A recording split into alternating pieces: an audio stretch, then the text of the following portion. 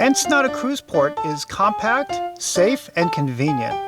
You might even see a sea lion or two. They practically own the place. And if you don't mind walking, town is just a stone's throw away. Literally. So here's a brief rundown of the port itself on the Port Lowdown. Ensenada is pretty close to the US border, a mere 73 miles. In fact, it's often a day trip for Americans by car. The first thing that struck me was how compact it looked. This is, after all, in addition to our largely industrial port in a smaller harbor, so that's expected. Ensenada Cruise Port Village consists of 2 berths close together, 1 and 2. The 2 berths sit at 90-degree angles to each other, but they each have their own arrivals area and amenities. Berth 1 has a few additional perks: a welcome sign for photos, a slick fountain where seabirds hang out, and an unobstructed view of the Malecon boardwalk and the famous flag. Otherwise, both berths sport clean bathrooms, smooth sidewalks, and right at your doorstep bus services for tours. Now, we landed at berth 2, which was quiet when we got off. Lines of tour kiosks face you when you exit the ship, but as you can see, quiet.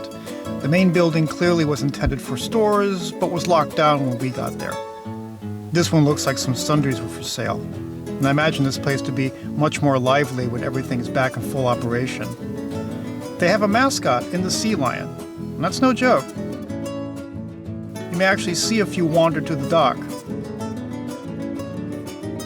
This one doesn't mind being on YouTube. When you exit through the turnstiles, you essentially have 2 choices if you're not on an organized tour: bus to town or no bus. The bus shuttles you to the main shopping district, roughly a mile away. A round-trip ticket is $4 per person, and since they are nice and air-conditioned, it's certainly an option if you have limited mobility or the heat is just too much. But the walk to the same spot will take about 30 minutes or so, past some interesting stuff.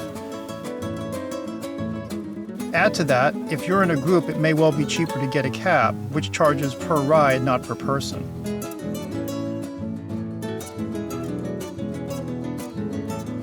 The trick to a cab or a rideshare is that they can't enter the facility.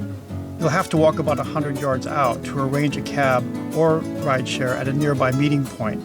But bear in mind, it's not a solidly delineated meeting spot. There are no official cab stands per se.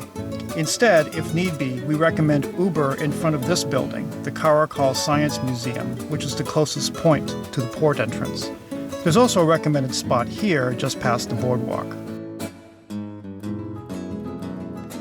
By the way, if you found this video useful or helpful, hit us up with a like and consider subscribing. It's easy to do and would mean a lot to us. It helps our channel to grow. Thank you.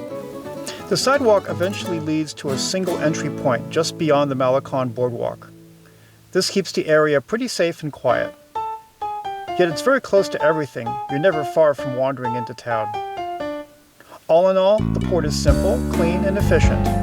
If you want some help about what to do on foot, be sure to check this link above for our top 5 in Ensenada. See you there.